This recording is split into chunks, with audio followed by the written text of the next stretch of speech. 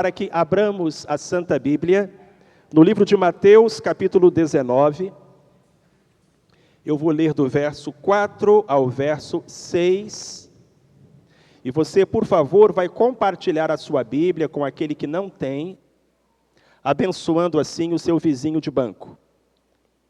Evangelho de Mateus, capítulo 19, versos 4 a 6, o nosso tema é sexualidade à luz da Bíblia. E o texto registra palavras do Salvador.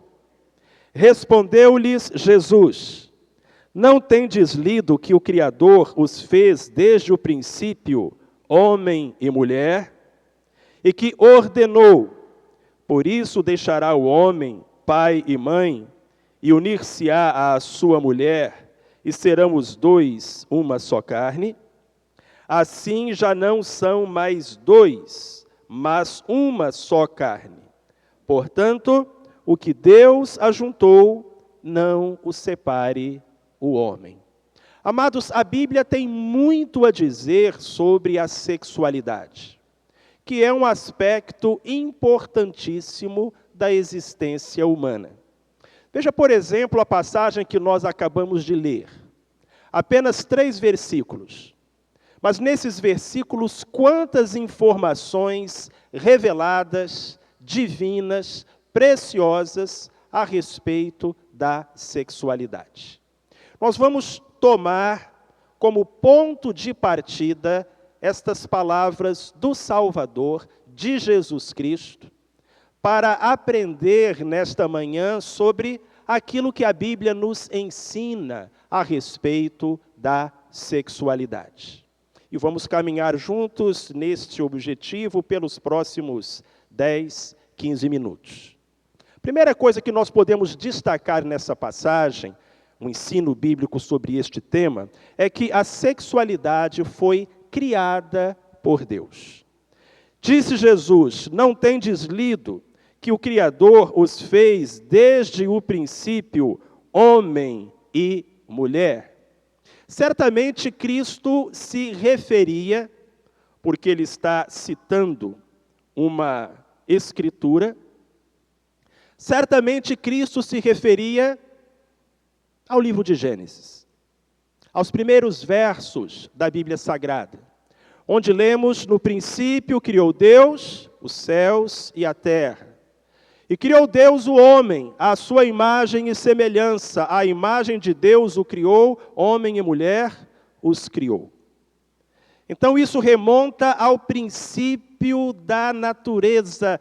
Mas, meus irmãos, remonta também ao princípio da existência de cada um de nós. Do mesmo modo como lá no princípio do mundo, Deus criou o homem, macho e fêmea, também no princípio da nossa existência, quando somos concebidos na barriga da nossa mãe, o somos macho e fêmea. Neste sentido, a biologia confirma o que a Escritura diz. Quando um óvulo e um espermatozoide se encontram, ali está um homem ou uma mulher. Cromossomos XX, mulher. Cromossomos XY, homem. Então, nós não podemos concordar com a ideologia de gênero que propõe que a sexualidade ou a identidade sexual sejam construções sociais ou individuais. Não, o sexo não é construído, o sexo é dado por Deus. Quando? No princípio. Então, a nossa sexualidade foi dada por Deus. Como tal, ela é boa, porque nada do que Deus faz é mal ou ruim.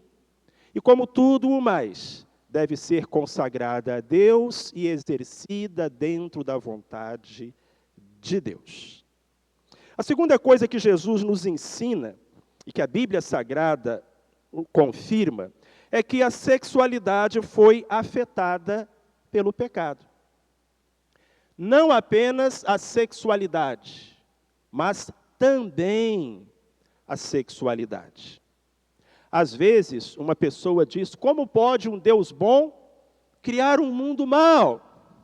E a resposta é que o mundo como nós o vemos hoje não é igual a como Deus o criou. O pecado entrou no mundo através da desobediência do ser humano e maculou, perturbou, bagunçou todas as coisas. Bagunçou também a sexualidade.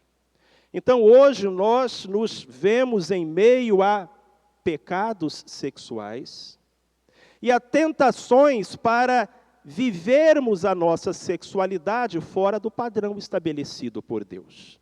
Há um antes e depois. E se você quiser abrir a sua Bíblia em Gênesis capítulo 2, versículo 25, verá que quando Deus criou o homem e a mulher, o autor inspirado faz questão de ressaltar: ambos estavam nus e não se envergonhavam. Mas já depois do pecado, em Gênesis capítulo 3, versículo 7, a Bíblia diz que os dois perceberam que estavam nus e procuraram se cobrir, coseram para si aventais.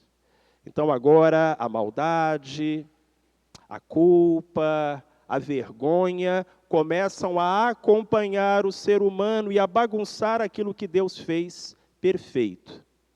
E se você quer saber até que ponto essa bagunça pode chegar, basta ler Romanos, capítulo 1, versículos 18 a 32. Eu não vou ler agora toda essa passagem. Ela é extensa, clara, detalhada, verdadeira. Mas o que eu posso adiantar é que ela nos apresenta um retrato do mundo no qual nós vivemos, e que é bem diferente daquele do Éden, antes do pecado desfigurar a criação de Deus. Não apenas a sexualidade foi afetada pelo pecado, mas a sexualidade também. O que significa que, infelizmente, ela pode ser vivida fora dos padrões de Deus, levando com isso a toda sorte de ofensas ao Criador e de sofrimento para as suas criaturas. Por favor, assinale esse texto. Você pode ler depois em casa. Romanos, capítulo 1, versos 18 a 32. Ali o autor inspirado fala sobre mulheres mudando o uso natural do seu corpo, de homens inflamando-se em desejo por pessoas do mesmo sexo, e é bem registrado ali um retrato da sexualidade afetada pelo pecado. Voltando aos ensinos de Cristo, meus irmãos e minhas irmãs, fica claro que a sexualidade deve ser expressa dentro do casamento heterossexual e monogâmico. Então, o sexo foi feito para o casamento. E o que é o casamento? A união de um homem com uma mulher. Um para cada. Uma para cada. E de sexos diferentes. Isso está muito claro na palavra de Cristo. Não tendes lido que o Criador os fez desde o princípio homem e mulher? E que ordenou: por isso deixará o homem pai e mãe, e unir-se-á à sua mulher, e serão os dois uma só carne. Isso é casamento. É o homem se unindo à sua mulher e tornando-se uma só carne pela consumação deste casamento. Só aqui então a gente já percebe várias coisas que algumas pessoas aceitam, mas que Deus não aceita. Por exemplo, pornografia. Em Mateus capítulo 5, versos 27 e 28, vamos encontrar no Sermão da Montanha, Jesus falando: ouvistes o que foi dito, não adulterarás, eu porém vos digo, que se um homem olhar para uma mulher com uma intenção impura no seu coração, já no seu coração adulterou com ela. Então eu quero dizer algo a você, principalmente a você, homem. Não apenas a você, homem, mas principalmente a você, homem. Não atravesse essa porta. Não acesse, consuma, veja pornografia. E se você já atravessou essa porta, volte por ela o mais rápido que você puder. Tire isso da sua vida, ou isso vai destruir você. Vai acabar com o seu casamento, vai acabar com o respeito que os seus filhos têm por você, vai acabar com a sua comunhão com Deus. Não é distração inocente, é pecado. E não deveríamos brincar com coisas perigosas como eletricidade, fogo, escorpiões e pecado. Tire isso da sua vida, antes que isso tire a sua vida de você. Também nós podemos falar sobre o sexo antes do casamento. Percebam que a sequência apontada por Jesus é clara. O homem deixa o pai e a mãe, ele faz isso abençoado pela sua família, para só então unir-se à sua mulher. A ordem das coisas não pode ser invertida, meus queridos. Em 1 Coríntios, capítulo 7, versículo 9, o apóstolo Paulo, inspirado por Deus, diz: se alguém não pode se conter, case, porque é melhor casar do que abrasar. Então vejam que Deus não deixa alternativa para a atividade sexual, senão dentro do casamento. Em 1 Tessalonicenses, capítulo 4, versículos 4 a 6, a Bíblia diz que cada um de vós saiba possuir o seu vaso, ou seja, o seu corpo, em santidade e honra. Não defraudeis nisto o vosso irmão, porque Deus é vingador dessas coisas. Quando duas pessoas que não são casadas têm relações sexuais, não apenas estão desobedecendo a Deus, estão defraudando, estão roubando de alguém algo que é puro, algo que é santo, algo que é bom. O sexo foi criado por Deus para o casamento, não para o namoro, não para o noivado, não para a prostituição, mas para a santidade. Também nós encontramos aqui uma condenação clara à prática homossexual. Vemos que Jesus está dizendo, e repito, são palavras de Cristo. Isso não é coisa do Velho Testamento, embora o Velho Testamento seja tanto palavra de Deus quanto o Novo. Não são palavras de apóstolos, embora as palavras de apóstolos sejam tão inspiradas quanto as do próprio Cristo. São palavras do Salvador, do Filho de Deus, do Deus encarnado. Deixará o homem, pai e mãe, e unir-se-á à sua mulher. Por quê? Porque Deus os fez desde o princípio homem e mulher. Em Levítico capítulo 18, verso 22, encontramos o mandamento: não te deitarás varão com varão, como se fosse mulher, é abominação. Levítico capítulo 18, verso 22. E em 1 Coríntios, capítulo 6, versículo 9, lemos que os sodomitas, os efeminados, não entrarão no reino dos céus.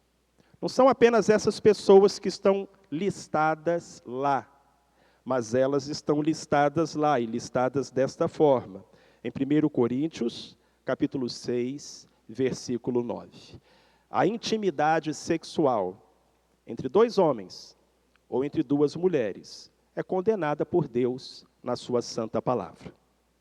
Também encontramos uma condenação ao adultério. Jesus disse que o homem deve se unir à sua mulher, que a mulher deve se unir ao seu marido. Os dois são uma só carne.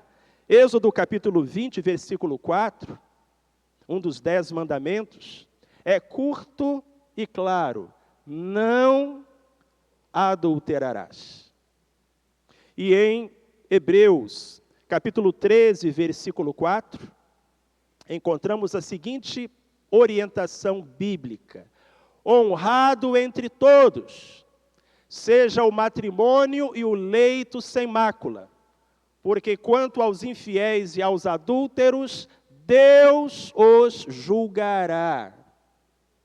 Coisa triste é a infidelidade, é a traição, que tanto fere o coração de cônjuges, de filhos, e que tanto entristece o coração de Deus. Amados, eu estou aqui falando de coisas que o mundo hoje tolera, nos filmes, nas novelas, nas músicas, no dia a dia, e tolera de tal forma que podemos erroneamente acreditar que são aceitáveis. Eu quero lhes dizer, em nome de Jesus, não são. E Deus é bastante claro ao estabelecer esta palavra. Também, para concluir, devemos entender que a sexualidade pressupõe compromisso. Jesus diz: o que Deus uniu, o que Deus ajuntou, não o separe o homem. Na Bíblia Sagrada, e acredito que na vida, intimidade e compromisso precisam andar juntos. Toda vez que você avança na intimidade, isso deve ser acompanhado de um avanço no compromisso. E quanto mais intimidade, maior deve ser o compromisso. Por exemplo, você é um adolescente, é um jovem. Você não vai beijar uma menina que não é a sua namorada. Ah, pastor, ficar. Por que ficar é errado? Porque não pode ter intimidade sem compromisso. Quer ter intimidade? Tenha compromisso. Um beijo é um grau de intimidade. O namoro é um grau de compromisso. Qual é o grau de intimidade mais alto de todos? O ato sexual.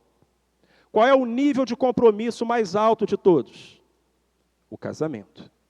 E digo mais, meus irmãos e minhas irmãs, o ato sexual e o casamento são um nível de compromisso tão profundo que não deve ser desfeito. É sobre isso que o Senhor Jesus está falando aqui.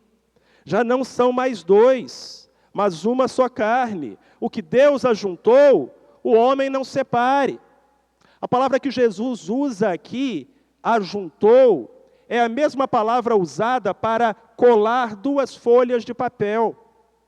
Duas folhas de papel, depois que são coladas, se forem separadas, elas vão se rasgar. E é sobre isso que Jesus está falando. Em outra passagem, Cristo vai dizer que a única concessão de Deus para o divórcio é o adultério, é a infidelidade. E em Malaquias, capítulo 2, verso 16, talvez você queira também conferir essa passagem da Escritura.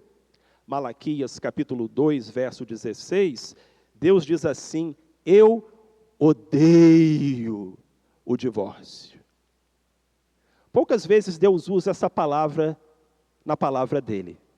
Mas em Malaquias, capítulo 2, verso 16, ele usa: eu odeio o divórcio. Então, por mais difíceis que sejam as exigências do casamento, nós estabelecemos um compromisso. Não apenas um compromisso com o nosso cônjuge, um compromisso com as famílias de origem, um compromisso com a sociedade, porque o casamento, a família é a célula-mãe da sociedade, mas, acima de tudo, um compromisso com Deus. Então, atentemos, meus irmãos e minhas irmãs, para estas coisas. Porque, na verdade, se nós errarmos nelas, não será por falta de orientação. Eu sei que alguns, especialmente aquelas pessoas que não procuram servir a Deus, ficam chocadas com as orientações bíblicas. Mas, certamente, Deus, nos amando, não nos deixaria sem orientações para um aspecto tão importante da vida humana. Essa semana, assisti a uma reportagem que chamou a minha atenção. Um ônibus escolar foi atingido por um trem. O motorista avançou sobre os trilhos, o trem o acertou em cheio, algumas crianças morreram. E a repórter que dava a notícia dizia o seguinte: eu estou revoltada, porque tinha uma sinalização, tinha um aviso, o motorista não respeitou. Queridos, se a gente errar, não vai ser por falta de aviso.